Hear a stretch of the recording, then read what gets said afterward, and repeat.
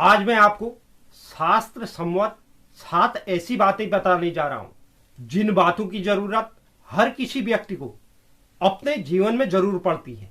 तो अगर इन बातों का आपको पूर्व से पता होगा तो आपको उस समय किसी से पूछने की जरूरत नहीं पड़ेगी, तो आप उसका समाधान स्वयं निकाल लेंगे। इसके अलावा आपके आसपास रिश्तेदारी या दोस्तों के जीवन में भी इस प्रकार की स्थितियां अगर आती हैं तो आप उन्हें भी सलाह दे सकते हैं कि उन्हें शास्त्र के अनुसार क्या करना चाहिए, क्योंकि मनुष्य को अपने जीवन में अलग अलग अवस्थाओं से गुजरना पड़ता है, जिसमें से गृहस्थ जीवन में व्यक्ति के ऊपर सबसे अधिक जिम्मेदारियां होती हैं और इन्हीं जिम्मेदारियों के निर्वहन के समय कुछ इस प्रकार की स्थितियां जरूर बन जाती हैं जिस समय में आप शास्त्रों के बीच फंस जाते हैं कि आपको क्या करना चाहिए क्या नहीं। तो अगर आप इस असमंजस की स्थिति में अपने जीवन में कभी भी फंसते हैं तो आपके लिए उस समय अवधि में यह शास्त्र के अनुसार बताई गई बातें काफी उपयोगी साबित होंगी, जिसका अनुसरण कर आप अपने कार्य को आसानी से शास्त्रीय विधि से कर अपने कार्य को पूरा करने में सक्षम होंगे। क्योंकि अक्सर जीवन में ऐसा होता है कि व्यक्ति की एक से अधिक संतानें होती हैं और घर में दोनों का विवाह भी तय हो जाता है, या परिवार के सदस्यों के बीच, जैसे आपका बड़ा परिवार है और उस एक ही परिवार में एक लड़का एक लड़की की शादी तय हो जाती है, या जनेऊ संस्कार से संबंधित कुछ ऐसी स्थितियां बन जाती हैं जिसमें हमें शास्त्रों का सहारा लेना पड़ता है। तो यही गृहस्थ जीवन से संबंधित कुछ महत्वपूर्ण बातें जिनका ज्ञान हमें हमारे जीवन को आसान बना देता है। तो आज हम इन्हीं महत्वपूर्ण बातों पर चर्चा करने वाले हैं, तो आप वीडियो के अंत तक मेरे साथ बने रहें।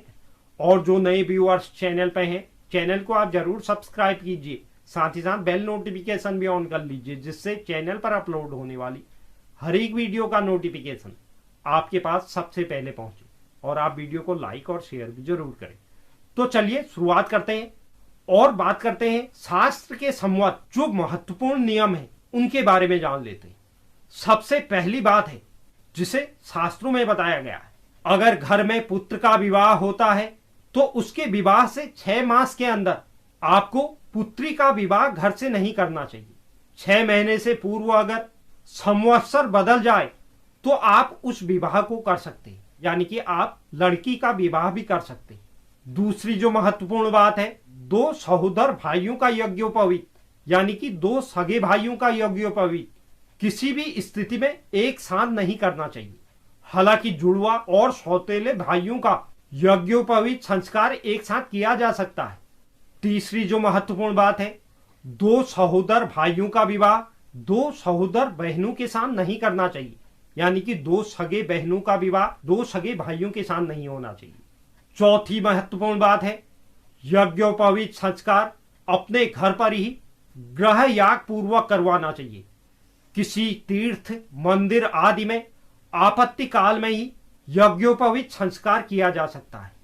पांचवी जो महत्वपूर्ण बात है, 2 सहोदर भाइयों, सहोदर भाई बहनों या सहोदर बहनों का मांगलिक संस्कार 1 वर्ष के भीतर नहीं करना चाहिए।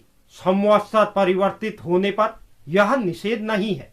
छठी जो महत्वपूर्ण बात है, एक ही गृह, एक ही वेदी व मंडप में एक ही परिवार के एक ही दिन व मुहूर्त में 2 विवाह करना निषिद्ध है।